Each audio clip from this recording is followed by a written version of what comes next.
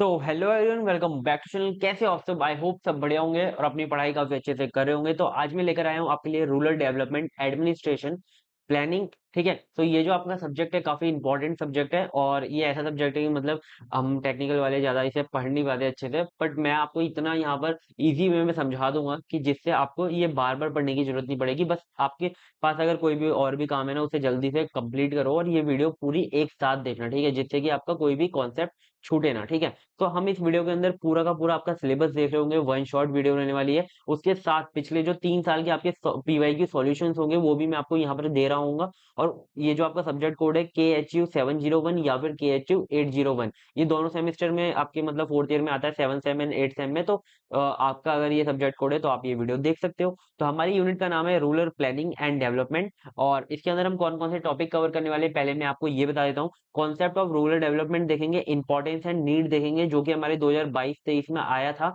10 number में आया था। ठीक है, तो इंपॉर्टेंट है। इश्यूज इन रूरल डेवलपमेंट देखेंगे, हमारे पिछले 2 साल आ चुका है, तो ये भी इंपॉर्टेंट है। बेसिक एलिमेंट हमारे एक बार आए थे 2022 एंड 2023 में। तो ये हमारा क्या है, ये इंपॉर्टेंट टॉपिक है क्योंकि एलिमेंट्स जो है ना हमारे मतलब इस साल पूछे जा सकते हैं, मुझे ऐसा लगता है। Importance of rural development for creation of sustainable livelihood, ये भी आपका इंपॉर्टेंट है ना, बट आया नहीं है पिछले साल, तो बस हम थोड़ा सा इसका ओवरव्यू लेंगे और कंप्लीट करेंगे इसे जल्दी से। ठीक है, अब पॉलिसीज ऑफ एग्रीकल्चर, अब जैसे गवर्नमेंट स्कीम्स निकालती है मतलब कि एग्रीकल्चर फार्मर्स के लिए या फिर सोशल सेक्टर्स के लिए, तो वो हम पॉलिसीज पढ़ रहे होंगे, जैसे कि प्रधानमंत्री ग्राम योजना या फिर जितनी भी जैसे बेटी बचाओ बेटी पढ़ाओ योजना है, ऐसी योजना को हम पढ़ रहे होंगे। और उसमें से एग्रीकल्चर वाले में एक हमारा क्वेश्चन आता है, fourth fifth and rolling fifth 5 year plan, तो उसको हम पढ़ेंगे क्योंकि वो हमारा पिछले 2 साल पूछा गया है, 2021-22 एंड 2023-24, तो उसे हम बहुत अच्छे से देख रहे होंगे। ठीक है, तो चलो जल्दी से वीडियो को स्टार्ट करते हैं बिना देरी करे।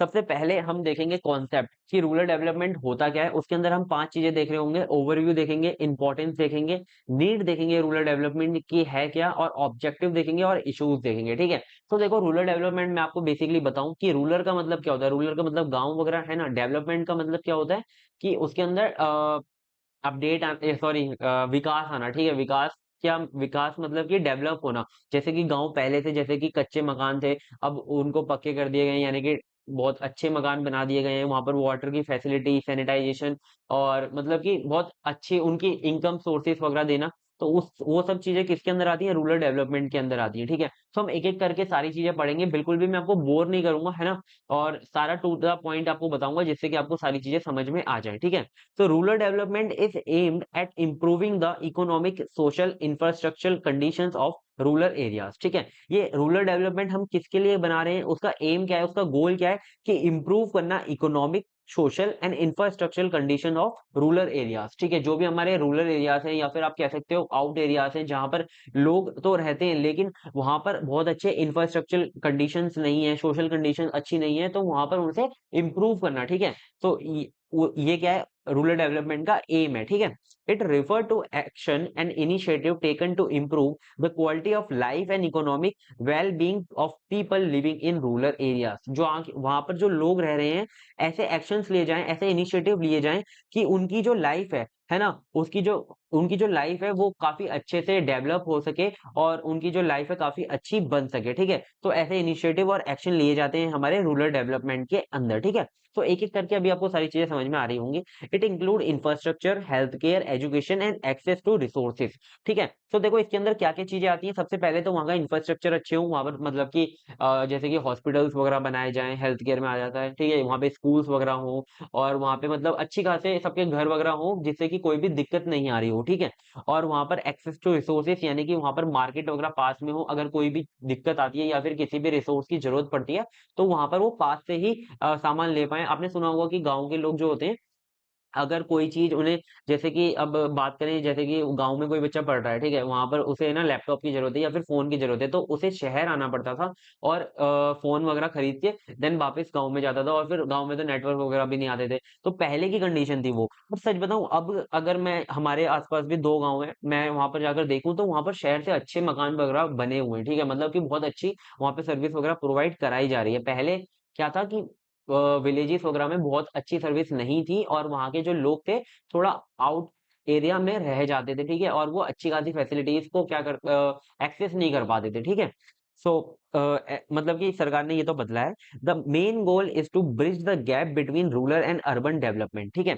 मतलब कि जो उनके बीच में गैप है रूरल एरिया और अर्बन एरिया में, उसको क्या किया जाए, फिल किया जाए, और उसके बीच में ब्रिज लगाया जाए, कि जिससे कि रूरल और अर्बन एरिया में कोई डिफरेंट ना रह जाए, दोनों में फैसिलिटीज बराबर की मिल रही हो लोगों को, ठीक है।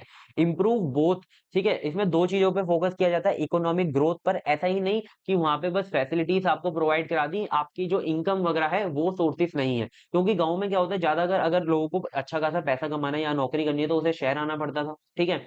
तो देखो वहां पर कितनी सारी चीजें बदल जाती थी, कि अगर कोई लड़का अपने अपने गांव से, अपने घर से शहर आता है, तो उसे अपने माँ बाप को छोड़ना पड़ता है, अपनी जो फैमिली है उसे छोड़ना पड़ता है ना।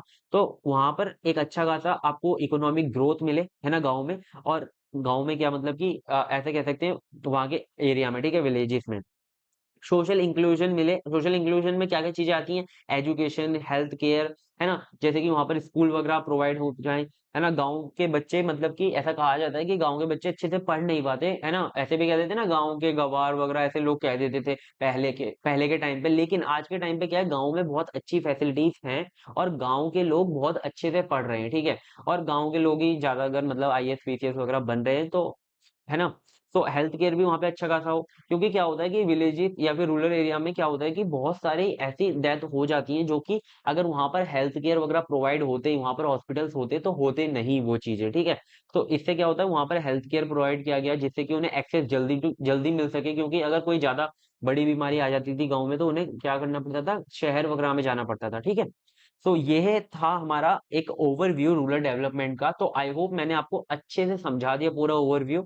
अब हम देखते हैं कि रूरल डेवलपमेंट की इम्पोर्टेंस क्या है, ठीक है? देखो मैं आपको एक बात बताता हूँ, ये सब्जेक्ट ऐसा है ना कि आप इसमें आप खुद भी बना-बना के लिख सकते हो। बस आपको अगर पॉइंट्स याद है ना, तो आप खुद बना के लिख दोगे, ठीक है? आप थोड़ा-सा क्रिएटिव होने चाहिए, है ना, हर चीज़ को लेकर, तो आप बना दोगे, ठीक है? तो एकेटीव 2022-23 में हमारी इम्पोर्टेंस एंड नीड दोनों साथ में पूछी गई थी 10 नंबर में। तो मैं आपको पहले यहाँ पर इम्पोर्टेंस बता रहा हूँ। सबसे पहले रिडक्शन ऑफ पॉवर्टी, ठीक है?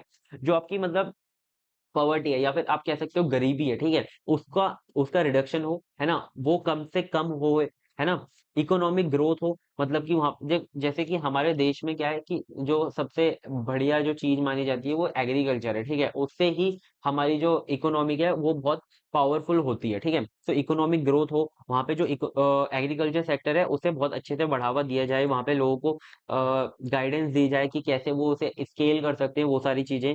Reduction of urban rural migration. Urban rural migration बहुत अच्छा टॉपिक है, क्योंकि ये तो सबसे ज्यादा होता ही है कि अगर रूरल एरिया में अगर किसी को जॉब वगैरह चाहिए होती है, वो अर्बन शिफ्ट होता है, या फिर वो अगर कुछ करना चाहता है तो वो अर्बन शिफ्ट होता है, ठीक है, मतलब कि शहर वगैरह आता है, तो वो माइग्रेशन रिडक्शन हो उसमें, ठीक है। इम्प्रूवमेंट इन इंफ्रास्ट्रक्चर, वहाँ पे अच्छी अच्छी बिल्डिंग वगैरह बने। नेशनल स्टेबिलिटी एंड ग्रोथ, ठीक है, अच्छी खासी वहां पर ग्रोथ रहे और स्टेबल रहे वहां की इकोनॉमिक वगैरह, ठीक है। सो आई होप आपको ये भी चीजें क्लियर होंगी। अब देखो मैंने यहाँ पर एक पॉइंट लिखा है, काफी इंपॉर्टेंट है, अगर आप ये समझो, it is not just important for welfare of rural population, ठीक है, ऐसे ही नहीं कि वहाँ के लोगों के वेलफेयर को इम्पोर्टेंट देना, मतलब कि हम अगर रूरल डेवलपमेंट है ना, रूरल डेवलपमेंट बस इसके लिए इम्पोर्टेंट नहीं है कि वहाँ की जो पॉपुलेशन है उसका उसका भला होगा, ठीक है, but also for socio economic balance of entire country, ठीक है, क्योंकि हमारी जो कंट्री है वहां पर 60 to 70% जो लोग हैं वो रूरल एरियाज में ही हैं, ठीक है। तो अगर रूरल एरियाज में डेवलपमेंट आता है तो सिर्फ वहीं के लिए अच्छा नहीं है, वो पूरी कंट्री के लिए अच्छा है, ठीक है। तो क्या रहेगा, कंट्री में बैलेंस रहेगा, ठीक है। और अगर रूरल डेवलपमेंट आता है तो रूरल एरिया से क्या होगा, इनकम भी जनरेट होगी, तो वहां पर अच्छी खासी सरकार की, सॉरी सरकार की नहीं, मतलब पूरी कंट्री की हमारी अच्छी खासी ग्रोथ होगी, ठीक है। तो ये भी पेज क्लियर हो गया आपको। अब नेक्स्ट आता है हमारा नीड और रूरल डेवलपमेंट, बहुत इंपॉर्टेंट टॉपिक है। आप नीड्स के अंदर इंपॉर्टेंट जो टॉपिक्स है वो भी आप लिख सकते हो, लेकिन नीड मैं आपको अलग से बता रहा हूँ, जो important topic importance of rural development में मैंने नहीं बताया, ठीक है। तो देखो, बूस्टिंग एग्रीकल्चरल प्रोडक्टिविटी, है ना। यहाँ पर क्या होता है कि आपकी जो एग्री पहले क्या था, एग्रीकल्चर मतलब कि जो खेती वगैरह होती थी उसमें जो क्रॉप्स वगैरह उगाई जाती थी वो काफी कम होती थी, ठीक है। लेकिन आजकल टेक्निक्स वगैरह का यूज करके, केमिकल फर्टिलाइजर वगैरह का यूज करके क्या करते हैं कि जो एग्रीकल्चर सेक्टर है उसे बहुत बढ़ावा दिया जा रहा है और बहुत अच्छी खासी फसल उगाई जा रही है, ठीक है। तो ये क्या बूस्ट किया जाता है एग्रीकल्चर प्रोडक्टिविटी को, ठीक है। Sustainable livelihood and environmental conservation, ठीक है। मतलब कि सस्टेनेबल लाइवलीहुड बनाया जाए, ऐसी मतलब कि वहाँ पे जो लोग हैं उन्हें ऐसे गाइड किया जाए कि वो ऐसे रिसोर्सेज को यूज करें कि आगे आने वाली जो जनरेशन है वो भी रिसोर्सेज का यूज कर पाए, ठीक है। This help protect the environment while ensuring that future generation can continue the benefits from these resources, ठीक है। ये तो क्लियर है आपको। थर्ड पॉइंट क्या है, इंप्रूविंग रूरल इंफ्रास्ट्रक्चर, ठीक है। वहाँ के इंफ्रास्ट्रक्चर वगैरह इंप्रूव करें। अब आप बोलोगे कि एक ही बात हम बार बार पढ़ रहे हैं, तो ऐसा ही होता है इन सब्जेक्ट्स में, और भी जैसे सब्जेक्ट्स है हमारे थ्योरी वाले, तो वहां पर हम काफी सारे पॉइंट्स को बार बार पढ़ रहे होते हैं इधर उधर से करके, है ना। तो आपको बस यही है कि आपको पॉइंट्स याद रखने हैं और पेपर में ज्यादा से ज्यादा लिख कर आना है, ठीक है। ऐसा मत सोचना कि मैंने ये पॉइंट पहले लिख दिया तो वापस ना लिखूं, लिख कर आना, क्योंकि आपको कॉपी भरने के ही नंबर मिल रहे होंगे, ठीक है। रोड्स को इम्प्रूव किया जाए, इलेक्ट्रिसिटी दी जाए गाँव में 24 घंटे, और वाटर और कम्युनिकेशन फैसिलिटी प्रोवाइड कराई जाए, ठीक है। तो ये सारे जो थी, ये थी हमारी नीड ऑफ रूरल डेवलपमेंट, मतलब रूरल डेवलपमेंट की जरूरत क्यों है, ठीक है। तो ये आपको क्लियर है। अब हम देखेंगे इश्यूज क्या है रूरल डेवलपमेंट में, सॉरी रूरल एरियाज में, मतलब कि वहां पर क्या क्या इश्यूज हैं जिन्हें हमें इम्प्रूव करना है और जिनकी वजह से रूरल डेवलपमेंट आना जरूरी है गाँव, मतलब रूरल एरियाज में, ठीक है। तो ये वाला जो क्वेश्चन है हमारा 2021-22, 2023-24 में पूछा गया था 10 नंबर में और 2 नंबर में, ठीक है। देखो 23-24 में जो पूछा गया था वो 10 नंबर में भी पूछा गया था, 2 नंबर में भी पूछा गया था, और 21-22 में 10 नंबर में पूछा गया था, ठीक है। तो ये वाला क्वेश्चन हम काफी अच्छे से पढ़ेंगे, मतलब मैंने अच्छा खासा कंटेंट लिखा है इसके लिए। तो देखो, what are the problem associated with rural development discuss, ठीक है। तो सबसे पहला आता है हमारा लैक ऑफ इंफ्रास्ट्रक्चर, ठीक है। मतलब गांव में क्या है, इंफ्रास्ट्रक्चर की बहुत ज्यादा कमी है, क्योंकि लोगों के पास कच्चे मकान है, वहां पर हॉस्पिटल्स वगैरह नहीं है, वहां पे बिल्डिंग्स नहीं है, वहां पे मार्केट नहीं है, ठीक है। तो वहां पर उसकी कमी है। इनसफिशिएंट बेसिक एमिनिटीज, जैसे कि रोड्स वहां पे बहुत टूटे टाटे हैं, मतलब कि कच्चे रोड हैं, और इलेक्ट्रिसिटी नहीं है वहां पर, क्लीन वाटर की सप्लाई नहीं है, और एक्सेट्रा, ऐसे बहुत सारी चीजें जो गांव में जरूरत है, ठीक है, जिनकी कनेक्टिविटी इशू, यानी कि वहां पर नेटवर्क प्रॉब्लम है। जब आप गांव में जाते हो, आपके गांव में आप कहते हो ना कि यार नेटवर्क नहीं आ रहे ये सब, तो गांव में नेटवर्क की प्रॉब्लम है। पुअर इंटरनेट, वहां पे इंटरनेट आ गया है लेकिन बहुत वहां पे कनेक्शन कम है, और वहां पे बहुत पुअर इंटरनेट आता है, ठीक है। ई गवर्नेंस, यानी कि ई गवर्नेंस का मतलब क्या है कि वहां पर जैसे कि क्या है कि आप साइबर वगैरह, जो हमारी जो गवर्नेंस होती है वो नहीं है वहां पर, ठीक है। तो वहां पर क्या है कि आप जल्दी से एक्सेस नहीं कर पाते ई गवर्नेंस को, और मतलब कि थोड़ी से कम है, ठीक है, वहां पर अगर आप ऑनलाइन की बात करो तो, ठीक है। नेक्स्ट आता है आपका लो लेवल ऑफ एजुकेशन। वहां पे जो एजुकेशन है, मतलब कि हाँ सरकारी स्कूल बना दिए गए हैं रूरल एरियाज में, लेकिन क्या वहां पर टीचर्स जो हैं वो अच्छे हैं? आप देखते रहते होंगे न्यूज वगैरह में, टीचर्स को पाइनएप्पल की स्पेलिंग नहीं आती, या फिर एग्रीकल्चर की स्पेलिंग नहीं आती, तो वहां पर क्या है, टीचर्स अच्छे नहीं है ना। Poor quality of education provide कराई जा रही है वहां पर, एजुकेशन को क्या है कि लोग सीरियस नहीं लेते, और हाई ड्रॉप आउट रेट्स, ये बहुत इंपॉर्टेंट पॉइंट है, ठीक है। दोनों इन पर मतलब पैराग्राफ्स बनाकर आ सकते हो। हाई ड्रॉप आउट पॉइंट्स की मतलब क्या है कि वहां पर क्या होता है, 10th के बाद या फिर 9th के बाद, 12th के बाद क्या होता है, बच्चे पढ़ाई छोड़ देते हैं और क्या करते हैं, एग्रीकल्चर में आ जाते हैं, या फिर मतलब अपना पापा का जो काम वगैरह होता है उसी को संभालने लग जाते हैं, ठीक है। क्योंकि उन्हें इंपॉर्टेंस नहीं पता एजुकेशन की, कि वो एजुकेशन से कितनी अच्छी जॉब्स वगैरह पा सकते हैं, ठीक है। तो वो क्या करते हैं कि अपने पापा के साथ वगैरह लग जाते हैं और उसी काम को करने लग जाते हैं, और एजुकेशन वो मतलब भूल जाते हैं, ठीक है। नेक्स्ट आता है आपका एग्रीकल्चर चैलेंजेस, है ना। उसके अंदर एग्रीकल्चर चैलेंजेस क्या है कि एग्रीकल्चर पूरा का पूरा मानसून पे डिपेंडेंट है, वहां पर पानी की सप्लाई नहीं है, क्योंकि लो एग्रीकल्चर प्रोडक्टिविटी, वहां पर जो एग्रीकल्चर की क्रॉप्स वगैरह होती है बहुत कम होती है। Lack of access of markets, है ना, तो वो अच्छी खासे मतलब फर्टिलाइजर वगैरह नहीं ला पाते मार्केट से, जिससे कि वो अच्छी खासी क्रॉप्स वगैरह उगा नहीं पाते, ठीक है। अनएम्प्लॉयमेंट बहुत ज्यादा है, सीजनल एम्प्लॉयमेंट मिलता है वहां पर, जैसे कि जब फसल कट रही होती है तो लोगों को बुलाया जाता है, लेबर्स को बुलाया जाता है फसल को काटने के लिए, जब फसल कट रही होती है, ठीक है, 1-2 महीने कटती है, उसको बुला लेते हैं और बस फिर काम खत्म। और जब फसल लगती है तब बुला लेते हैं, तो सीजनल काम रहता है, हमेशा 12 के 12 महीने काम नहीं रहता, ठीक है। लिमिटेड जॉब अपॉर्चुनिटीज, है ना, लिमिटेड होती है, यानी कि वहां पर क्या है कि जैसे कि अगर किसी के पास स्किल नहीं है तो वो वहां पे जॉब नहीं रहती उसके पास, अगर किसी को फसल वगैरह काटनी नहीं आती तो वो जॉब नहीं कर सकता वहां पर, ठीक है। Lack of health care facilities, है ना, हॉस्पिटल्स वगैरह कम होते हैं गाँव में, कि ऐसी कोई गाँव वाला मतलब जिसने थोड़ा बहुत पढ़ लिया तो उसमें मेडिकल लाइन में, तो वो वहां पर डॉक्टर बन जाता है। और कभी कभी ऐसा भी होता है कि वो गलत दवाई भी प्रोवाइड करा देता है, ठीक है। कास्ट एंड जेंडर डिस्क्रिमिनेशन वहाँ पे बहुत ज्यादा होता है। वहाँ पे जो कास्ट, जो यानी कि वुमेन्स को बहुत दबाया जाता है, और उनसे उन्हें ज्यादा एजुकेशन के लिए भी नहीं भेजा जाता, और उन्हें अच्छी खासी इकोनॉमिक अपॉर्चुनिटीज भी नहीं मिलती, ठीक है। लैक ऑफ अवेयरनेस, वहाँ पे राइट्स और स्कीम्स जो गवर्नमेंट प्रोवाइड कराती है उसकी अवेयरनेस नहीं होती, है ना। क्योंकि वहाँ पे ई गवर्नेंस जो मैंने अभी बताया था, वहाँ पे ऑनलाइन सिस्टम बहुत कम है, तो उन्हें पता नहीं चलता कि कौन सी स्कीम हमारे लिए आई है या फिर कौन से राइट हमारे पास हैं। तो वहाँ पे डिस्क्रिमिनेशन बहुत ज्यादा होता है, ठीक है। ये सब क्या नीड्स है, मतलब ये सब क्या इश्यूज हैं रूरल डेवलपमेंट के लिए, कि इन सबको हमें क्या करना है, कम करना है। क्योंकि कास्ट एंड जेंडर डिस्क्रिमिनेशन बहुत बड़ा टॉपिक है, और ये नहीं होना चाहिए कभी भी, ठीक है। तो ये गांव में बहुत ज्यादा होता है, और इसको भी कम करना की जरूरत है, ठीक है। आज भी गांव के अंदर जो वुमेन्स हैं उनको इक्वल राइट्स नहीं दिए जाते। अगर आपको पता है ये बात, तो पता होगी अगर आप गांव से थोड़ा बहुत बिलोंग करते हो तो। माइग्रेशन टू अर्बन एरियाज, बहुत सारे लोग गांव से अर्बन एरियाज मूव कर जाते हैं, और अर्बन एरियाज में जाके बहुत छोटे काम कर रहे होते हैं, ठीक है। बहुत छोटी छोटी जॉब्स कर रहे होते हैं वो, ठीक है। तो वो उससे बड़ा अपने गांव में कर सकते हैं, ठीक है। मतलब कि बहुत अच्छी जॉब्स वो अपने गांव में कर सकते हैं, बहुत अच्छे, मतलब कि बिजनेसेस बना सकते हैं गांव में, उन्हें नहीं पता होता। तो ये सब चीजें अवेयरनेस फैलाने के लिए गांव में रूरल डेवलपमेंट का बहुत ज्यादा जरूरत है, मतलब ये जरूरी है, ठीक है। तो आई होप ये आपको सारी चीजें समझ में आ रही होंगी। मैंने ना बहुत अच्छे से पॉइंट्स ये लिखे हैं, मतलब कि ऐसे नहीं मैंने कहीं से भी मतलब कुछ भी लिख दिया है, बहुत अच्छे से बना के लिखे हैं, जिससे कि आप समझ पाओ और टू द पॉइंट आप पेपर के अंदर लिख कर आ पाओ, ठीक है। एक एक पॉइंट है ना, जैसे कि lack of health care facilities, आप इस पर पूरा पैराग्राफ लिख सकते हो, ठीक है, अपनी तरफ से बनाकर। तो प्लीज यार चैनल को सब्सक्राइब कर लो अगर आपको यहाँ तक समझ में आ रहा है, क्योंकि यार जल्दी जल्दी हमें 10 के करवाओ सकते हो, ठीक है। अब देखो 2022-23 में हमारा 10 मार्क्स में क्वेश्चन आया था, explain the basic elements of rural development in detail, ठीक है।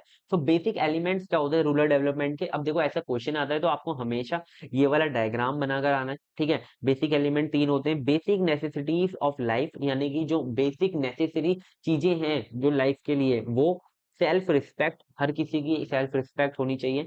फ्रीडम होना चाहिए हर किसी के पास, ठीक है। तो ये तीन क्या है, एलिमेंट हैं हमारे रूरल डेवलपमेंट के। अगर ये हम तीनों फुलफिल करते हैं तो हम अच्छा खासा रूरल डेवलपमेंट ला सकते हैं, ठीक है। तो चलो स्टार्ट करते हैं। सबसे पहला है हमारा बेसिक नेसेसिटीज ऑफ लाइफ, ठीक है। So देखो, it referred to the essential goods and services that individuals need to survive and live a healthy productive life, ठीक है। ऐसे गुड्स और सर्विसेज जो कि हर एक इंडिविजुअल को बहुत ज्यादा जरूरी हैं और एसेंशियल हैं, उनके बिना वो जी नहीं सकता, ठीक है। हेल्दी लाइफ और प्रोडक्टिव लाइफ जी तो सकता है, मतलब हेल्दी और प्रोडक्टिव लाइफ नहीं जी सकता, ठीक है। पहले क्या होता था कि बेसिक नीड्स क्या होती थी हमारी, रोटी कपड़ा मकान, ठीक है। तो अगर क्या आपको पता है, अगर एक बात बताओ, आपको खाना दे दिया जाए, आपको मकान दे दिया जाए, और आपको क्या क्लोथ दे दिए जाए, तो ये क्या एक प्रोडक्टिव लाइफ है? नहीं, ये प्रोडक्टिव लाइफ नहीं है जब तक आपके पास एजुकेशन नहीं है, ठीक है। जब तक आपके पास इक्वल राइट्स नहीं है, ठीक है। तो ये सब क्या है, ये सब जरूरी चीजें हैं जो अब बन गई हैं, ठीक है। मतलब ये भी अब बेसिक नीड्स के अंदर आती हैं। तो देखो first, these include access to the food, clean water, shelter, clothing, health care and education. तो ये सारी चीजें भी अब किस में आती हैं, बेसिक नेसेसिटीज ऑफ लाइफ में आती है, ठीक है। तो आपको देखो ये दो पॉइंट्स लिख कर आने हैं, फिर उसके बाद आप जो अपने मन में आ रहा हो वो लिख कर आना है, और फिर आपको इन चीजों को एक्सप्लेन करके आना है। जैसे कि फूड सिक्योरिटी होनी चाहिए आपके पास क्लीन वाटर एंड सैनिटेशन होना चाहिए, सॉरी, है ना। हेल्थ केयर अवेयरनेस होनी चाहिए आपके पास, एजुकेशन होनी चाहिए आपके पास, हाउसिंग एंड शेल्टर होना चाहिए। तो ये जो पांच चीजें हैं बहुत इंपॉर्टेंट है, ठीक है। तो इनको आप समझो और इन्हें लिख कर आना, ठीक है। विदाउट दीज नेसेसिटीज मतलब अगर आपके पास नहीं है ये, तो rural development effort would be incomplete. अगर हर एक बंदे के पास रूरल एरियाज में अगर ये फैसिलिटीज नहीं पहुंचाई जा रही हैं, तो रूरल डेवलपमेंट क्या है, इनकम्प्लीट है। As these are the foundation for enabling people to pursue further opportunities, improve their living conditions. अगर उनके पास ये चीजें आ जाती हैं तो वो अपनी जो अपनी आगे आने वाली अपॉर्चुनिटीज हैं उन्हें वो परस्यू कर पाएंगे, ठीक है। तो यही था हमारी बेसिक नेसेसिटीज ऑफ लाइफ, ठीक है। तो आई होप आपको क्लियर होगा। नेक्स्ट आता है हमारा क्या, सेल्फ रिस्पेक्ट, जो कि सबकी होनी चाहिए, है ना। आपकी भी है, हमारी भी, सबकी है। It refer to a sense of dignity, ठीक है, and worth, which is fundamental for an individual's mental well being and personal development, ठीक है। हर एक किसी के पास डिग्निटी होती है उसकी, ठीक है? उसकी वर्थ होती है कुछ ना कुछ। और हमेशा अगर आपके दिमाग में ये सोच के चलते हो कि मेरी कुछ ना कुछ वर्थ है, तो वो क्या होता है, अच्छे से काम कर पाता है, ठीक है? बेसिक सी बात है। और अच्छे से उसका जो मेंटल हेल्थ होती है वो अच्छी रहती है इससे, ठीक है? It is the confidence and pride, ठीक है? हर मतलब कि ऐसा नहीं होना चाहिए कि गाँव में अगर 100 बंदे हैं, तो 100 में से बस 10 बंदे जो हैं काम के हैं और सब बेकार हैं, ठीक है? तो 100 के 100 बंदों को अगर अच्छे खासा अपने ऊपर प्राइड होगा, अपने ऊपर एक वर्थ होगी, उसे लगेगा कि मेरी एक वर्थ है, तो क्या होगा, देखो, अगर कोई बंदा, अगर आप है ना घर में बैठे हो और कुछ भी काम नहीं कर रहे हो, है ना? तो क्या होता है कि आप कहीं न कहीं अपने अंदर ये सोचने लग जाते हो कि यार मेरी कोई वर्थ नहीं है, मैं कुछ काम नहीं कर रहा हूँ और है ना मैं बेकार हूँ, ठीक है? तो क्या होता है, मेंटल हेल्थ पे हमारी प्रॉब्लम आती है, ठीक है? लेकिन हर किसी के पास अपना एक एम्प्लॉयमेंट होगा, अपने पास एक एजुकेशन होगी अच्छी खासी और हेल्थ केयर वगैरह होगा, तो हर किसी की एक अपनी वर्थ होगी और अपना एक डिग्निटी होगी, अपनी एक प्राइड होगी, जिससे कि वो और काम को क्या कर पाएगा, अच्छे से कर पाएगा, ठीक है? तो यही इसीलिए सेल्फ रिस्पेक्ट हमारी बहुत ज़्यादा इंपॉर्टेंट है, ठीक है? तो देखो, सबसे पहले आता है आपका एम्पावरमेंट। हर किसी के पास अपनी अच्छी खासी पावर होनी चाहिए, है ना? इरेडिक्शन ऑफ पॉवर्टी, पॉवर्टी में से सबको निकालो, है ना? इरेज़ करो पॉवर्टी को, है ना? गरीबी को मिटाओ। Eliminating social stigma, social stigmas का मतलब ये है कि जैसे डिस्क्रिमिनेशन होता है या लोअर कास्ट को बहुत कम माना जाता है, या तो फिर वुमेन्स को कुछ माना ही नहीं जाता है, उनको ऐसा बस काम करवाया जाता है घरों में, है ना? तो वो सब चीज़ों को एलिमिनेट करना है ना? पार्टिसिपेशन इन डेवलपमेंट, जब हर किसी के पा हर के कोई अपने आप को बहुत अच्छा मतलब वर्थ समझेगा अपनी और कॉन्फिडेंस होगा उसके अंदर, तो वो डेवलपमेंट के अंदर, यानी कि जो कंट्री के अंदर डेवलपमेंट होगी उसके अंदर वो क्या कर पाएगा, अपना पार्टिसिपेशन दे पाएगा, ठीक है? तो ये टॉपिक आपको समझ में आ गया होगा, मैंने बहुत अच्छे से समझा दिया, ठीक है? नेक्स्ट आता है आपका फ्रीडम। अब फ्रीडम तो होनी ही चाहिए। Freedom encompasses the ability to make choices and take actions without any restriction। हर किसी के पास पावर होनी चाहिए कि वो चॉइस कर सके और एक्शन ले सके बिना किसी रिस्ट्रिक्शन के, ठीक है? Including the freedom to pursue economic opportunities, express opinions and live without fear of discrimination, ठीक है? तो ये पॉइंट तो आपको क्लियर है। तो देखो, इसके अंदर कौन कौन से फ्रीडम आते हैं। इकोनॉमिक फ्रीडम होनी चाहिए सबके पास, पॉलिटिकल फ्रीडम होनी चाहिए सबके पास, हर कोई किसी को भी चुन सके और खुद भी पॉलिटिक्स में आ सके, ठीक है? सोशल फ्रीडम होनी चाहिए सबके पास एंड फ्रीडम ऑफ एक्सप्रेशन, है ना? तो ये 3 फ्रीडम बहुत इंपॉर्टेंट है। इन तीनों को आपको अच्छे से मतलब चाहो तो एक-एक लाइन भी बताकर आ जाना, वरना आप अगर तीनों पॉइंट्स को जब समझाओगे तो आपका अच्छे से मार्क्स आपके मिल जाएँगे, ठीक है? तो प्लीज़, अगर आपको यहाँ तक समझ में आया, टेलीग्राम चैनल को जॉइन कर लेना अगर आपको नोट्स परचेज़ करने हैं। और नेक्स्ट पॉइंट पे मूव करते हैं। ये पॉइंट हमारा क्लियर होगा आप सबको। नेक्स्ट आता है importance of rural development for creation of sustainable livelihood, ठीक है? तो देखो, कितना इंपॉर्टेंट है हमारा रूरल डेवलपमेंट सस्टेनेबल लाइवलीहुड बनाने में, ठीक है? अब सस्टेनेबल लाइवलीहुड क्या होता है? सस्टेनेबल लाइवलीहुड एक ऐसा चीज होती है, मतलब कि एक हम ऐसी लिविंग बनाएं जिसके अंदर कोई भी जो रिसोर्सेस हैं वो हमारी आगे आने वाली जनरेशन जो है, फ्यूचर जनरेशन जो है, वो भी उसे यूज कर पाए, ठीक है? लेकिन जब आप इंस्टाग्राम को देखते हो और वहां पर जब बच्चों को देखते हो, तो आपको समझ में आता है कि वहां पर तो यार आपको फ्यूचर में रिसोर्सेस इनके लिए बचाने की कोई जरूरत नहीं है, ठीक है? तो मजाक कर रहा था। मतलब ये सस्टेनेबल जो लिवलीहुड है ऐसा है कि फ्यूचर जनरेशन भी उसे यूज कर पाए, ठीक है? ऐसे नहीं कि आप पेड़ वेड़ काट रहे हो, आप मर गए तो भाई आप आगे का सोच ही नहीं रहे, ठीक है? पानी वानी वेस्ट कर रहे हो, नल वल खुला छोड़ दिया, ऐसा नहीं, ठीक है? नल वल बंद करके आओ जल्दी से। और आगे जो आने वाली फ्यूचर आपके जो बच्चे होने वाले हैं ना, उनके लिए भी कुछ बचा के रखो, ठीक है? समझ गए? So देखो, rural development plays a critical role in creating sustainable livelihood by improving economic opportunities, ensuring social equality and fostering environmental sustainability in rural areas, ठीक है? तो इसमें बेसिकली वही हमने जो अभी तक पढ़ा था वही सारी चीजें हैं कि ये बहुत ज्यादा क्रुशियल रोल प्ले करता है रूरल डेवलपमेंट हमारा सस्टेनेबल लिवलीहुड में, जिससे कि हम अगर इकोनॉमिक अपॉर्चुनिटीज को बढ़ा रहे हैं, ठीक है, उन्हें हम इम्प्रूव कर रहे हैं, ठीक है, हम अच्छा खासा एम्प्लॉयमेंट वगैरह ला रहे हैं, तो आगे आने वाली जो जनरेशन है उसके लिए भी तो अच्छा रहेगा, है ना? अगर आपका गांव आपके आपके रहते समय में बदल गया, तो आगे आने वाली जनरेशन में तो उन्हें वो सब नहीं सहना पड़ेगा कि उन्हें बचपन से सारी चीजें देखनी पड़े, उन्हें तो बचपन से ही सारी चीजें अच्छी मिलेंगी, है ना?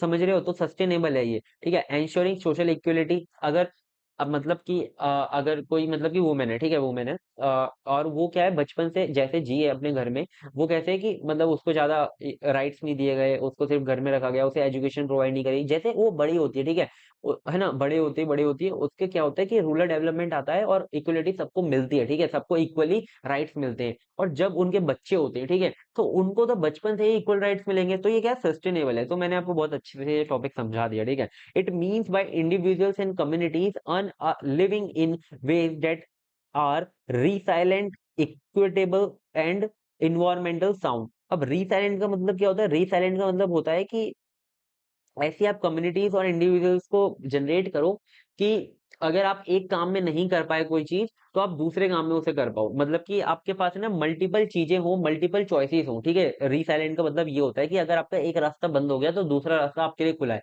अब पहले क्या हो रहा था कि एग्रीकल्चर में बस जब सीजनल आपके पास एम्प्लॉयमेंट आ रही थी, ठीक है, मतलब कि आपके पास अगर ये सीजन में काम कर लिया तो ठीक है, वरना आप आगे नहीं कर पाओगे, ठीक है। तो यहाँ पर क्या रीसाइलेंट का मतलब ये है कि आप मल्टीपल अपॉर्चुनिटीज हैं आपके पास, ठीक है। इक्विटेबल मतलब कि सारे के सारे इक्वली ट्रीट किए जा रहे हैं। इन्वायरमेंटली साउंड यानी कि जो आपका इन्वायरमेंट है उससे वो भी उसे कोई भी हार्म नहीं हो रहा, ठीक है। अब देखो नेक्स्ट इसके अंदर कुछ पॉइंट्स हैं। Agriculture development and food security, enhancing agriculture productivity, ये हम पॉइंट समझ चुके हैं। सस्टेनेबल रिसोर्सेज मैनेजमेंट, ऐसे रिसोर्सेज को यूज किया जाए कि वो सस्टेनेबल रहे, आगे आने वाली फ्यूचर जनरेशन भी उसे यूज कर पाए। पॉवर्टी एलिवेशन यानी कि पॉवर्टी जो है उसे, जो पॉवर्टी एक लाइन होती है ना, मतलब गरीबी की जो रेखा होती है, उसे उससे एलिवेट किया जाए, उससे उसे बढ़ाया जाए। पॉवर्टी जो है उसे खत्म किया जाए, ठीक है, यानी कि गरीबी रेखा से थोड़ा ऊपर लाया जाए सारे लोगों को। सोशल इक्विटी यानी कि सबको सोशली इक्वल राइट्स वगैरह मिले। Reducing rural poverty, equitable distribution of resources, सारे रिसोर्सेज, ये नहीं कि आप अगर जनरल कास्ट हैं तो आपको ज्यादा रिसोर्सेज मिलेंगे और कि आप एससी एसटी हो या फिर ओबीसी हो तो आपको कम रिसोर्सेज मिलेंगे, ठीक है। ऐसा नहीं होना चाहिए, पहले ऐसे ही होता था। मतलब कि मैं आपको अगर एग्जाम, अगर आप कोई बुरा ना माने, मतलब कि मैं आपको एक एग्जाम्पल दे रहा हूँ कि पहले क्या होता था कि जो अपर कास्ट है उसको बहुत ज्यादा रिसोर्सेज प्रोवाइड किए जाते थे, लेकिन जो लोअर कास्ट है उसको रिसोर्सेज प्रोवाइड नहीं किए जाते थे, ठीक है। लेकिन अब तो देखो, अब तो भाई सबको मिलता है ना, पूरी सीट्स वगैरह ले रहे हैं। Empowering empowering womens and vulnerable groups, ठीक है। वुमेन्स और जो वल्नरेबल ग्रुप्स होते हैं, वल्नरेबल ग्रुप से आपका क्या मतलब जानते हो कि वल्नरेबल ग्रुप्स जैसे कि आप समझ लो आदिवासी, ठीक है, आदिवासी को क्या है कि ज्यादा रिसोर्सेज वगैरह प्रोवाइड नहीं किए जाते हैं, उन्हें ज्यादा पावर्स वगैरह राइट्स वगैरह नहीं मिलते, ठीक है। ऐसे ग्रुप्स जो कि वल्नरेबल है, ठीक है, तो उन सबको क्या किया जाए, इक्वल राइट्स दिए जाए, ठीक है, समझ गए। नेक्स्ट आता है आपका social protection and safety net, ठीक है। Social protection, social security programs लाए जाएं, जैसे कि पेंशन दी जाए, इंश्योरेंस वगैरह इंट्रोड्यूस किए जाएं गांव में, तो ये सब चीजें है ना। एम्प्लॉयमेंट गारंटी स्कीम, जैसे कि मनरेगा करके एक है हमारी, जो कि हर साल, मतलब कि साल में 100 दिन ऐसे होंगे कि हर एक फैमिली में से कोई बंदा 100 दिन काम कर रहा होगा और उसे पैसे मिल रहे होंगे, ठीक है। मनरेगा एक ऐसी स्कीम है, अभी हम आगे उसे पढ़ेंगे अच्छे से, ठीक है। तो ये सारी आपको चीजें समझ में आ गई होंगी कि इंपॉर्टेंस क्या है रूरल डेवलपमेंट की क्रिएशन करने में, सस्टेनेबल लिवलीहुड, ठीक है। चलो नेक्स्ट टॉपिक देखते हैं हमारा।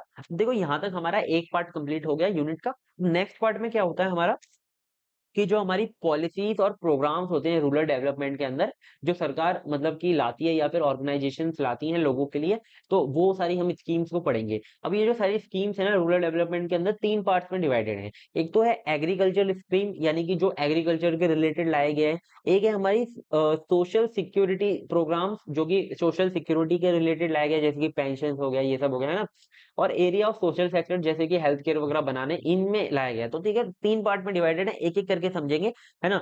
These initiative address the specific challenges faced by rural populations, aim to promote economic growth, social equality and access to essential services, ठीक है। तो ये सारी चीजें हैं इसके अंदर, समझते हैं तीनों को एक एक करके। सबसे पहले हम देखेंगे एग्रीकल्चरल सेक्टर के अंदर कौन कौन सी पॉलिसीज आई और कौन कौन से प्रोग्राम्स आए, है ना। सबसे पहले आता है हमारा, सबसे पहले हम एग्रीकल्चर के अंदर पार्ट पढ़ते हैं। Agricultural sector is the backbone of rural economy, ठीक है। किसी भी गांव की एग्रीकल्चर जो है वो बैकबोन होती है ना। आप हमारी कंट्री की मान लो, एग्रीकल्चर सेक्टर हमारा बैकबोन है, ठीक है। मतलब कि वहां से बहुत ज्यादा मतलब इकोनॉमिक सपोर्ट आता है, ठीक है। To promote rural development through agriculture, government and organisations have implemented various policies and programs that focus on increasing the productivity, improving market access, etc, ठीक है। तो ये सारे रिसोर्सेज किसानों को प्रोवाइड किए जाएं, जिससे कि हमारी जो एग्रीकल्चर जो सेक्टर है वो इम्प्रूव हो और स्केल हो, ठीक है।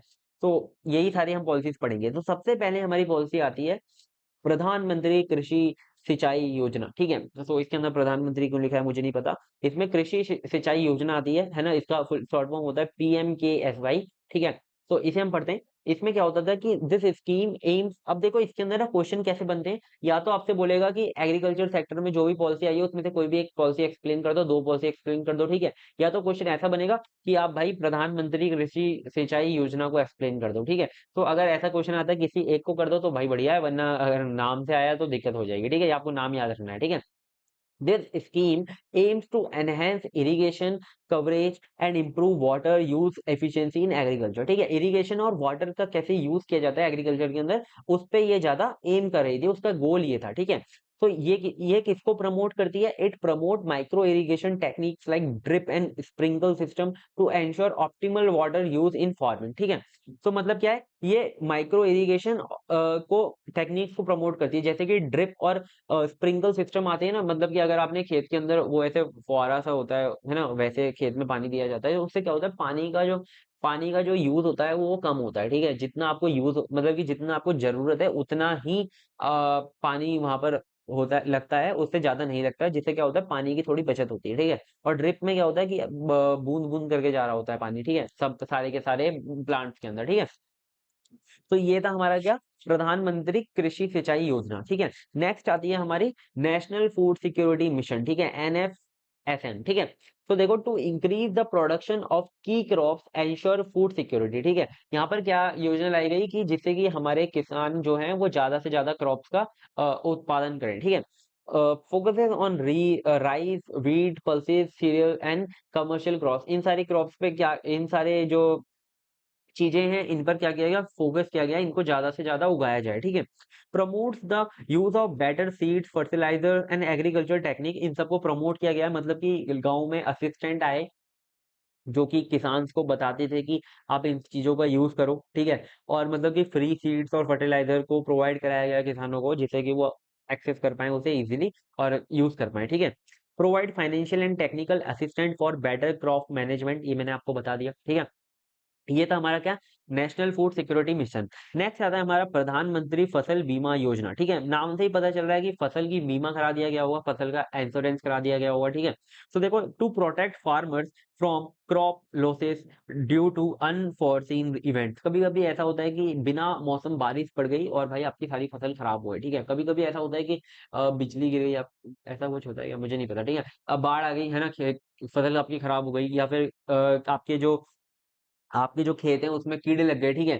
तो क्या हो गया, फसल खराब हो गई, तो ये सब क्या होते हैं, अनफोर्सीन इवेंट्स होते हैं, जिसमें कि जो फसल का जो है इंश्योरेंस होता है और आपको पैसे दे दिए जाते हैं, ठीक है। offers insurance agents against losses from natural disaster, pest and disease. Simplified process for enrolling in the insurance scheme to ensure widespread participation. जो इंश्योरेंस का जो प्रोसेस है एनरोल करने का, उसे काफी सिंपल रखा गया है, जिससे कि ज्यादा से ज्यादा लोग आकर उसमें एनरोल कर सकें, ठीक है। तो ये थी हमारी क्या, प्रधानमंत्री फसल बीमा योजना। अगर ये आ जाती है तो आप आराम से नाम से ही पढ़कर बता सकते हो, ठीक है इसे।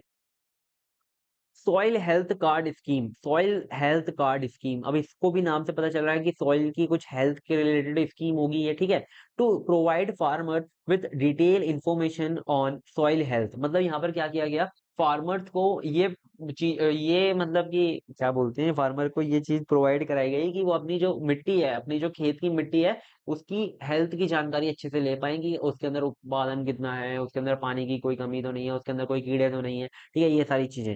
M offer periodic soil testing to access nutrition level, ठीक है। मतलब कि हर एक, मतलब कि 2 महीने बाद या 3 महीने बाद आप टेस्टिंग करा सकते हो और आप पता लगा सकते हो कि आपके न्यूट्रिशन लेवल कितना है मिट्टी के अंदर, ठीक है।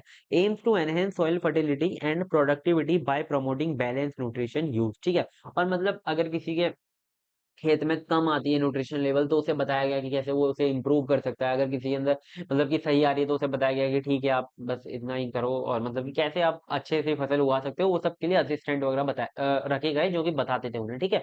तो ये क्या था, ये थी हमारी सॉइल हेल्थ कार्ड स्कीम, इसको आप ऐसे भी लिख सकते हो, SHCS, ठीक है। नेक्स्ट आते हैं हमारी क्या, एक एक नेक्स्ट हमारा बहुत इंपॉर्टेंट टॉपिक है, और मैं बोलूंगा भाई इस यूनिट से बेसिक एलिमेंट और ये करके ही जाना, ठीक है। एक तो issues in rural development, basic element of rural development and ये वाला क्वेश्चन, क्योंकि ये 2 बार पूछा गया है सेम टू सेम 2021 2021-22 में और 2023-24 में 10 मार्क्स में, ठीक है। तो चलो इस क्वेश्चन को हम कवर करते हैं। Explain fourth fifth and rolling plans of government schemes in Indian agriculture and rural development. देखो क्या हुआ था कि इंडियन गवर्नमेंट ने ये डिसाइड किया था कि हम हर एक साल बैठेंगे और अगली 5 साल, मतलब हर एक साल नहीं, किसी एक दिन बैठेंगे और अगले 5 साल का एक प्लान तैयार करेंगे, जिसके अंदर हम बजट डिसाइड करेंगे, हम फंड रेस रखेंगे कि हम आगे अगले 5 साल में आने में हम क्या करने वाले हैं और किस सेक्टर में हम कितने पैसे लगाने वाले हैं, ठीक है। सरकार ने ऐसा सोचा, और वो कब सोचा था? 1951 में, ठीक है। ये जब फर्स्ट प्लान आया था। देखो टोटल सरकार ने टोटल 12 प्लान लॉन्च किए थे, 5 ईयर प्लान। इन्हें क्या कहते थे? 5 ईयर प्लान कहते थे, ठीक है। अगले 5 साल की प्लानिंग करके रखते थे इसके अंदर, ठीक है। तो देखो allocating funds for next 5 year, ठीक है। ये कॉन्सेप्ट समझ में आ गया। देखो जो पहला 5 ईयर प्लान बनाया गया था वो बनाया गया था 1951 से लेकर 1956 के लिए, ठीक है। तो देखो ये आपको कॉन्सेप्ट क्लियर है, ये बस आपको बताने के लिए मैंने लिखा हुआ है, ठीक है। तो हमें क्वेश्चन में ये पूछा गया है कि फोर्थ प्लान को बताओ, फिफ्थ प्लान को बताओ और रोलिंग प्लान्स को बताओ गवर्नमेंट के, ठीक है। ठीक है, समझ में आ गया आपको? सो देखो पहला हमारा आता है फोर्थ प्लान। तो फोर्थ प्लान हमारा था 1969 से लेकर 1974 तक, ठीक है। तो देखो मैं आपको एक पहले बात बताता हूँ कि पहले फर्स्ट प्लान आया था 5 ईयर्स का, फिर आया था नेक्स्ट सेकंड ईयर का 5 ईयर्स का, फिर आया था थर्ड प्लान जो कि आया था 5 ईयर्स का, फिर उसके बाद ना एक प्लान आया था हॉलीडे प्लान, ठीक है। हॉलीडे प्लान था हमारा 3 साल का, ठीक है। उसके बाद आया था हमारा फोर्थ आया था 5 ईयर प्लान, ठीक है। तो कॉन्सेप्ट को समझो, मतलब कि मैं आपको बात बताता हूँ। पहले आया आपका फर्स्ट ईयर प्लान, ठीक है, 5 साल का आया था ये। फिर आया आपका सेकंड ईयर प्लान, ठीक है। फिर आया आपका थर्ड ईयर प्लान, और फिर इसके बाद एक प्लान आया था हॉलीडे प्लान, ठीक है। हॉलीडे प्लान आया था आपका 3 ईयर का, ठीक है। उसके बाद आया आपका फोर्थ ईयर प्लान, उसके बाद आया आपका फिफ्थ ईयर प्लान, और इसके बाद आया था आपका रोलिंग प्लान, ठीक है। रोलिंग प्लान, ठीक है। रोलिंग प्लान आपका 2 साल के लिए आया था, ठीक है। सो ऐसे मतलब प्लान आए थे, बीच में अगर कोई दिक्कत, मतलब दिक्कत आ गई होगी कोई, है इस वजह से नहीं आया। अगर आप यूपीएससी की तैयारी कर रहे होते हो, इकोनॉमिक्स पढ़ रहे होते, तो आपको ये चीज समझ में आती, ठीक है। अभी तो आप ओवरव्यू ले लो बस, ठीक है। अब फोर्थ ईयर प्लान किस चीज पे फोकस करता है और कैसे काम करता है, ठीक है। तो फोर्थ 5 ईयर प्लान हमारा आया था 1969 से लेके 1974 तक, ठीक है। The fourth plan came at a time when India was recovering from wars, ठीक है। उस समय वॉर्स हुए थे 1962 में चाइना के साथ और 1965 में पाकिस्तान के साथ, ठीक है। एंड इकोनॉमिक इंस्टेबिलिटी, ठीक है। यहाँ पर क्या था, इकोनॉमिक जो थी वो अनस्टेबल थी, मतलब कि वहां पे स्टेबिलिटी नहीं थी। कभी इकोनॉमिक बढ़ रही थी तुरंत घट जा रही थी, कभी बढ़ रही थी कभी घट जा रही थी, ठीक है। तो वहां पे स्टेबिलिटी नहीं थी। Caused by dot and food shortage, ठीक है। तो यहाँ पर क्या आ रखा था, सूखा आ रखा था, पूरे खेतों में फसल वगैरह खराब हो रखी थी और फूड की भी बहुत शॉर्टेज थी, ठीक है। जब आया था आपका फोर्थ ईयर प्लान, तो यहाँ पर लाया गया किस पर, किसे? ग्रीन रिवॉल्यूशन को, ठीक है। ग्रीन रिवॉल्यूशन हमारा पूरा एग्रीकल्चर से रिलेटेड था। The Green Revolution was a key focus during this period with a strong emphasis on increasing agricultural productivity, especially in wheat and rice production, ठीक है। ये आपको क्लियर होगा। The plan aimed at achieving food security through the introduction of high yielding variety seeds, ठीक है। यहाँ पर HYV seeds को लाया गया, जिससे कि ज्यादा से ज्यादा फसल को उगाया जाए, ठीक है। केमिकल फर्टिलाइजर्स को लाया गया, है ना। इम्प्रूव्ड इरिगेशन फैसिलिटीज लाई गई, जिससे कि बहुत ज्यादा फसल उगाई जाए और जो फूड शॉर्टेज है उसका जल्दी से जल्दी कम कर दिया जाए उसे, ठीक है। Increase rural development, rural employment opportunities. अब ग्रीन रिवॉल्यूशन आया तो लोग भी बहुत ज्यादा काम करने लग गए, तो वहां पर क्या आया कि एम्प्लॉयमेंट आया, उसकी अपॉर्चुनिटीज भी बढ़ी। Enhance the overall infrastructure in rural areas, और रूरल एरियाज में जो इंफ्रास्ट्रक्चर था उसे भी एनहेंस किया गया। तो ये कुछ पॉइंट थे जो कि फोर्थ 5 ईयर प्लान में क्या थे, फोकस किए गए थे और इन्हें इंप्रूव किया गया था, ठीक है। तो ये चीज आपको समझा के आनी है। नेक्स्ट हम पढ़ते हैं क्या, फिफ्थ 5 ईयर प्लान, जो कि फोर्थ के बाद आया था, ठीक है। फिफ्थ आया था हमारा 1974 से लेकर 1978 तक, ठीक है। तो देखो the fifth plan aimed at poverty alleviation. Fifth पहले तो था ग्रीन रिवोल्यूशन पे उसने फोकस किया था, इसने फोकस किया था पॉवर्टी एलिवेशन, मतलब कि गरीबी रेखा को हटाओ, ठीक है। And the reduction of regional disparities, मतलब कि जो रीजनल अलग अलग थे ना, धर्म वगैरह के लोग अलग अलग बट गए थे, उन्हें एक एकत्रित किया गया, ठीक है। Focusing heavily on rural development, ठीक है, मतलब कि रूरल डेवलपमेंट पे ज्यादा से ज्यादा फोकस किया गया। द स्लोगन, ये देखो स्लोगन आया था, गरीबी हटाओ, remove poverty, was introduced by prime minister Indira Gandhi, ठीक है। तो उस समय पे जो हमारी प्रधानमंत्री थी इंदिरा गांधी, उन्होंने ये स्लोगन लाए थे कि गरीबी हटाओ, वहां से क्या करो, पॉवर्टी को रिमूव करो, ठीक है। Rural development become a central goal of the plan, ठीक है। इस प्लान का जो सेंट्रल गोल बना वो बना हमारा रूरल डेवलपमेंट को लाओ, ठीक है। The plan also stress the importance of land redistribution. वहां पर क्या किया गया था कि अमीर लोगों ने बहुत ज्यादा या फिर पावर जो लोग थे उन्होंने बहुत लैंड को क्या कर लिया था, हड़प लिया था। तो वहां पर क्या किया गया, जो लैंड थी उनको रीडिस्ट्रीब्यूट किया गया, ठीक है, इक्वली सबको। And the implementation of land ceiling laws of to reduce inequalities in land ownership, ठीक है। लैंड सीलिंग का भी कॉन्सेप्ट लाया गया कि मतलब अगर आपकी इतनी जगह है तो उसे मतलब इतनी ही रखेगा, कोई बढ़ाएगा नहीं, ठीक है। तो इस लॉ को लाया गया। Extend the green revolution benefits to backward regions. अब जो ग्रीन रेवोल्यूशन के बेनिफिट्स सिर्फ कुछ ही लोगों को मिल रहे थे, वो बैकवर्ड रीजन्स में भी इम्प्रूव मतलब कि उसे एक्सटेंड किया गया, सबको मिलने लगे वो। Also invest in rural health education sanitation services, ठीक है। तो इन सारी सर्विसेज में भी इन्वेस्ट किया गया। ये था हमारा क्या, फिफ्थ 5 ईयर प्लान, ठीक है। तो इसे भी लिख कर आ सकते हो आप। फिफ्थ 5 ईयर प्लान के बाद आया हमारा रोलिंग प्लान, ठीक है। ये आया था हमारा 1978 से लेकर 1980 तक। यहाँ पर क्या होता है, कांग्रेस की सरकार हट गई थी और सरकार आई थी जनता पार्टी, ठीक है। The concept of rolling plan was introduce after the termination of the fifth 5 year plan in 1978। अब जनता पार्टी ने क्या किया कि भाई इन्हें नहीं पसंद आया ये जो 5 ईयर प्लान था, इन्हें उसे हटा दिया, टर्मिनेट कर दिया, और अपना नया प्लान लाया, रोलिंग प्लान, जो कि था फ्लेक्सिबल, जो कि जरूरी नहीं था 5 साल का हो, वो कम 5 से कम ज्यादा भी हो सकता था, ठीक है। तो देखो, the Janata party government to power replace the traditional 5 year plan structure with rolling plan, ठीक है, emphasising flexibility and productive periodic adjustment, ठीक है। इसने इस पे एम्फेसाइज किया कि मतलब जरूरी नहीं है कि 5 ही साल का प्लान होगा, वो 2 साल का भी हो सकता है, 1 साल का भी हो सकता है, 3 साल का भी हो सकता है, ठीक है। It continue to focus on increasing agriculture, ये कुछ मतलब नया नहीं लाए उन्होंने, जो एग्रीकल्चर के अंदर प्रोडक्शन के अंदर इंक्रीजिंग हो रहा था उसी को कंटिन्यू किया, और मॉडर्न टेक्निक्स को लाए, फर्टिलाइजर्स को लाए, ठीक है, एक्सेट्रा, इन सब सारी चीजों को लाए। रूरल डेवलपमेंट पे फोकस किया, इंप्रूव किया रूरल इनकम्स को, यानी कि एम्प्लॉयमेंट्स लाए, और पॉलिसी फ्लेक्सिबिलिटी। इस पॉलिसी का मेन गोल क्या था कि मतलब फ्लेक्सिबल थी, मतलब कि जरूरी नहीं था एक बार जो चीजें फिक्स हो गई वो फिक्स ही रहेंगी, वो थोड़ा बहुत अगर उसके अंदर कोई भी ड्रॉबैक आता है तो उसे चेंज कर दिया जाता था, ठीक है। तो ये था हमारा रोलिंग प्लान। तीनों मैंने बहुत अच्छे से आपको समझा दिए, तो आपको समझ में आ गए होंगे, ठीक है। तो यहाँ पर हमारी एग्रीकल्चर वाली जो पॉलिसीज और प्रोग्राम थे वो खत्म हुए, ठीक है। नेक्स्ट आते हैं आपके policies and program for rural development in social security, ठीक है। तो देखो मैंने आपको यहाँ पर 3 पार्ट बताए थे, यहाँ पर एग्रीकल्चर वाला खत्म हुआ, अब आएगा सोशल सिक्योरिटी प्रोग्राम्स, ठीक है।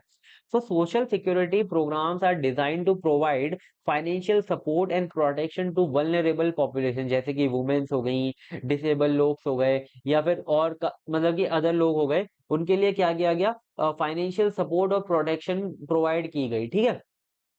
These programs are essential for reducing poverty and ensuring basic income security for rural communities। मतलब कि हर एक के पास भाई अच्छी खासी इनकम का सोर्स हो, और वो मतलब कि प्रोटेक्टेड रहे, ये नहीं कि उसके पास कभी है कभी नहीं है, ठीक है। तो देखो 2023-24 में हमारा मनरेगा पूछा गया था, Mahatma Gandhi national rural employment guarantee act, ये थोड़ा सा बड़ा है, मनरेगा याद कर लेना, ठीक है।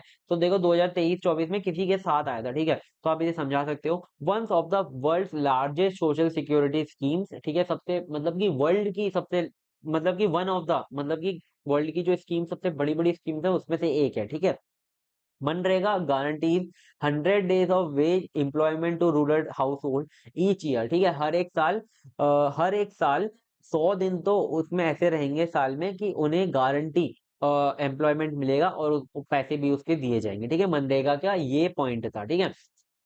Reduce rural poverty by ensuring income through work, ठीक है, और इससे क्या होगा, पॉवर्टी को भी रिड्यूस किया जाएगा।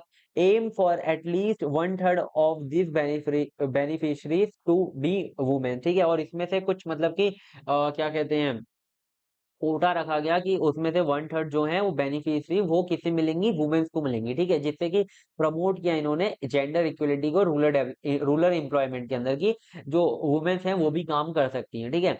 तो नेक्स्ट योजना थी हमारी प्रधानमंत्री जन धन योजना, जो कि काफी फेमस है और आपने सुना भी होगा इसको लेकर।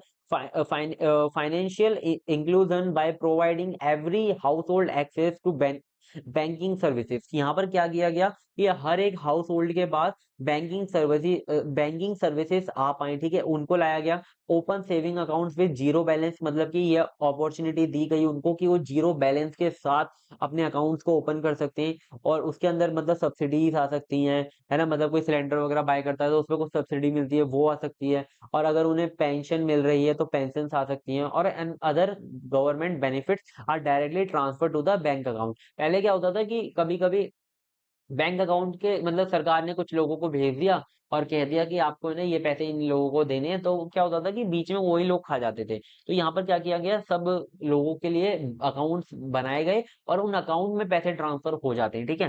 तो आई होप आपको ये भी क्लियर होगा। नेक्स्ट आता है हमारा आयुष्मान भारत प्रधानमंत्री जन जन आरोग्य योजना, ठीक है, आयुष्मान भारत प्रधानमंत्री जन आरोग्य योजना। इसमें क्या होता है मैं आपको बता देता हूँ। इसमें क्या होता है कि किसी भी व्यक्ति का अगर आयुष्मान कार्ड बन जाता है, ठीक है, जैसे कि अगर वो बहुत गरीब है और उसका आयुष्मान कार्ड बन जाता है, ठीक है, तो कुछ ऐसे हॉस्पिटल्स होते हैं स्टेट के अंदर जो कि आयुष्मान कार्ड के साथ क्या करते हैं कि आपको सर्विस वगैरह प्रोवाइड कराते हैं, ठीक है। जैसे कि अगर आपका खर्चा 5 लाख के अंदर आता है तो वो आपको सारी क्या होती है फैसिलिटीज फ्री प्रोवाइड की जाती है, जितनी भी दवाई वगैरह होंगी वो आपको फ्री प्रोवाइड की जाती है, ठीक है। To provide health insurance coverage for low income families, cover expenses related to hospital admissions, surgeries, critical treatment, reducing the financial burden on rural families up to 5 lakh rupees, ठीक है। तो इसमें क्या है कि मतलब अगर किसी का आयुष्मान कार्ड बना हुआ है तो वो वहां पर हॉस्पिटल में आयुष्मान कार्ड को दिखाकर उसे फ्री में मतलब ये जो सारी चीजें हैं वो ट्रीटमेंट वगैरह करा सकता है 5 लाख तक, ठीक है, 1 साल के अंदर। मैं आपको हर साल का बता रहा हूँ, 1 साल के अंदर कोई व्यक्ति 5 साल का जो है ट्रीटमेंट करा सकता है, ठीक है। तो आई होप आपको ये क्लियर होगा, है ना। नेक्स्ट देखते हैं हमारा नेक्स्ट योजना है हमारी जो 2021-22 में आई थी, ये इंपॉर्टेंट है, नेशनल रूरल लेवली मिशन, ठीक है। तो लेवलीहुड मिशन, ठीक है। तो ये आई थी हमारी, ये इसका शॉर्ट फॉर्म क्या है, एनआरएलएम, ठीक है, एनआरएलएम। इसका ऑब्जेक्टिव क्या था, to reduce rural poverty by promoting self employment, ठीक है। यहाँ पर क्या किया गया, यहाँ पर कुछ मतलब बेसिकली कुछ ग्रुप्स बनाए गए थे जो कि जिनको ट्रेन किया जाता था, उनके अंदर स्किल डेवलप की जाती थी और वो मतलब अपने बिजनेस वगैरह स्टार्ट कर सकते हैं। सेल्फ एम्प्लॉयमेंट को यहाँ पर प्रमोट किया गया था, ठीक है। Organising rural poor into self help groups, ठीक है, जो पुअर थे उनको सेल्फ हेल्प ग्रुप्स के अंदर ऑर्गेनाइज किया गया, ठीक है। और उनको मतलब कि अच्छी खासी ट्रेनिंग दी गई और उनको कुछ स्किल जनरेट की गई उनके अंदर और वो मतलब काम कर सकते हैं। सबसे पहला इसका क्या था, in the self help groups NRLM primarily targets womens, मतलब कि वो ज्यादातर वुमेन्स को टारगेट करते थे और वुमेन्स के ग्रुप्स बनवाते थे, encouraging them to form SHG, यानी कि सेल्फ हेल्प ग्रुप बनाने के लिए उनको एनकरेज करते थे। These groups operate based on mutual cooperation, और ये सारे ग्रुप्स किस पर बेस्ड थे, म्यूचुअल कॉपरेशन पे, ठीक है। सब सेकंड आता है स्किल डेवलपमेंट, फिर उनके अंदर क्या कराई जाती थी, स्किल डेवलपमेंट कराई जाती थी। NRLM offers skill development training to SHS members, helping them to improve their employability and technical abilities, ठीक है। जब उनके अंदर अच्छी खासी स्किल आ जाएगी तो वो अपने आप ही मतलब सेल्फ एम्प्लॉयमेंट ला सकते हैं, ठीक है। तो उनको मार्केट एक्सेस दिया जाता था, यानी कि ऐसे जो मेंबर्स थे वो अगर कोई प्रोडक्ट बनाते थे तो उनको लिंक कराया जाता था मार्केट के साथ, और उनकी जो सर्विसेज या प्रोडक्ट थे उनसे उन्हें इनकम जनरेट करके दी जाती थी, ठीक है। तो ये था हमारा नेशनल रूरल लाइवलीहुड मिशन, ठीक है। तो ये हमारा 2021-22 में पूछा गया था, तो प्लीज इसे याद कर लेना, ठीक है। नेक्स्ट आता है हमारा third policies and program for rural development in the social sector, ठीक है। तो ये हमारा लास्ट टॉपिक है हमारी यूनिट का, बहुत इंपॉर्टेंट टॉपिक है, इसे देख लेना, ठीक है। तो the social sector encompasses program that focuses on education, health, nutrition, housing and other aspect of social welfare, ठीक है। मतलब कि एजुकेशन मतलब कि स्कूल वगैरह बनवाना, हेल्थ केयर वगैरह बनवाना, न्यूट्रिशन लेवल वगैरह, है ना, मतलब कि अच्छा खासा खाना वगैरह प्रोवाइड कराना रूरल एरियाज के अंदर। तो ये सोशल सेक्टर जो पॉलिसीज और प्रोग्राम्स हैं इस पर फोकस करते हैं, ठीक है। These initiative aim to improve the quality of life in rural areas by ensuring access to essential service and promoting social equity, ठीक है। तो चलो इन्हें पढ़ते हैं एक एक करके। सबसे पहले आती है हमारी सर्व शिक्षा अभियान। सर्व शिक्षा अभियान नाम से पता चल रहा है शिक्षा, यानी कि कुछ एजुकेशन से बेस्ड हमारी जो ये पॉलिसी है। Universalize elementary education across India, पूरे इंडिया में जो एजुकेशन है उसे यूनिवर्सलाइज किया जाए। Ensuring all childrens including those in rural areas have access to free and compulsory education. ठीक है, हर एक बच्चे के पास क्या हो, एक्सेस हो कंपलसरी एजुकेशन का। ठीक है, फोकस ऑन बिल्डिंग स्कूल्स, यहाँ पर स्कूल्स भी बनाए गए। ठीक है, इस देखो इस वाले पॉइंट को आप अच्छे से, बहुत अच्छे से एलोबरेट करके लिख सकते हो कि मतलब स्कूल्स बनाए गए, जो भी टूटा फूटा इंफ्रास्ट्रक्चर था उसे बदला, और जो टीचर और स्टूडेंट का रेशियो है उसे मेंटेन किया गया, उसे इंप्रूव किया गया। यानी कि ज्यादा क्या होता था गांव में, 100 150 बच्चों पर एक टीचर होता था जो उन्हें पढ़ा रहा होता था। तो यहाँ पर क्या किया गया, 20 बच्चों पर या फिर 15 बच्चों पर सिर्फ एक टीचर रहेगा जो कि पढ़ा रहा होगा, क्योंकि आपको भी पता है जब ज्यादा बच्चे होते हैं एक टीचर होता है वो नहीं पढ़ा पाता। ठीक है, तो इससे क्या किया गया, इसे इंप्रूव किया गया। ठीक है, तो ये था हमारा सर्व शिक्षा अभियान। नेक्स्ट आता है हमारा प्रधानमंत्री आवास योजना ग्रामीण। ठीक है, आवास योजना, इसमें क्या होता था, यहाँ पर पक्के मकान प्रोवाइड किए जाते थे जिनके पास कच्चे मकान थे। ठीक है, इसका ऑब्जेक्टिव क्या है, टू प्रोवाइड पक्का यानी कि permanent houses with basic amenities to rural household living in kutcha temporary मकान हाउसेज। ठीक है, मतलब कि जो टेम्पररी हाउसेज में रह रहे हैं उनको पक्का मकान प्रोवाइड किया जाए। ठीक है, मतलब फ्रीली प्रोवाइड किया जा रहा था। ठीक है, तो देखो, provide financial aid to construct houses with sanitary facilities, water supply and electricities. ठीक है, तो उन्हें फाइनेंशियल पैसे दिए जा रहे थे कि वो अपना हाउस अच्छा खासा बना सकें विथ जो हमारी जो एम्यूनिटीज, बेसिक एम्यूनिटीज होती हैं उनके साथ। ठीक है, यानी कि उसमें वाटर सप्लाई हो, इलेक्ट्रिसिटी वगैरह हो, है ना। Focuses on eliminating rural homelessness by aiming for housing for all. इसका बेसिकली एक ही गोल था कि सबके पास घर हो अपना। ठीक है, परमानेंट हाउस हो। सो देखो यहाँ पर मैंने आपको दो योजना बताई है, और ये वाली जो है ना सोशल सेक्टर वाली अभी तक पेपर में नहीं पूछी गई है। तो आशा करेंगे कि आगे भी ना पूछ जाए। तो आपको बस ये ना, ये जो मैंने चार और लिखी इन्हें एक बार पढ़ के देखना। मैं आपको बता देता हूँ।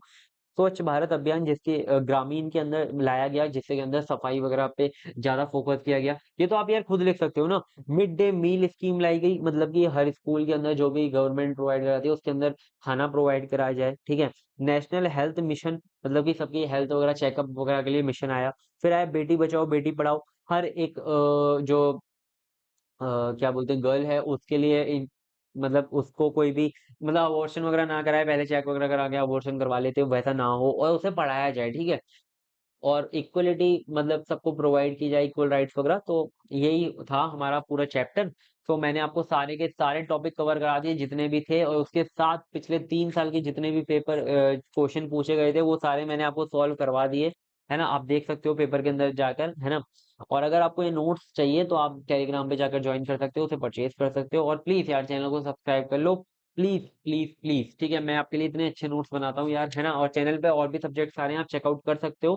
प्लीज यार चैनल को सब्सक्राइब कर लो बस। ठीक है, थैंक यू सो मच। मिलते हैं किसी नेक्स्ट वीडियो में, इसी के नेक्स्ट लेक्चर में। All the best for your exams and take care, bye bye.